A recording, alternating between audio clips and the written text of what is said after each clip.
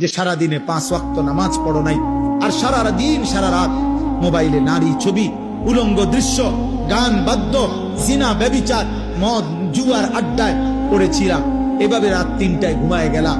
হতে পারে যদি কোনোদিন কল্পনা করো তো, যদি কোনোদিন ঘুম থেকে উঠে দেখো তোমার চেহারা হয়ে গেছে শুকরের মতো, কুত্তার মতো, বাঁদরের মতো, হতে পারে না? কথা বলে না? নবী সাল্লাল্লাহু আলাইহি সাল্লামের 1450 বছরের কোনো কথা ভুল প্রমাণিত হয়। এই পৃথিবীতে বনি ইসরাইলের পূর্ববর্তী জাতির নাফরমান মানুষকে আল্লাহ তাআলা চেহারা বিকৃত করে পশুর আকৃতি, বাঁদরের আকৃতি বানায় দিয়েছেন, একথা কোরআনে আছে। একথা কোরআনে আছে। যুবক 14 বছর, 16 বছরের, 18 বছরের অসংখ্য ছেলে আছো তোমরা এমন, গুনাহ করতে করতে, নারী দেখতে দেখতে, গান শুনতে শুনতে, জুয়া খেলতে খেলতে, হারাম করতে করতে তোমাদের চেহারা ভিতরে ঢুকে গেছে, সাফার কোডি ভিতরে ঢুকে গেছে।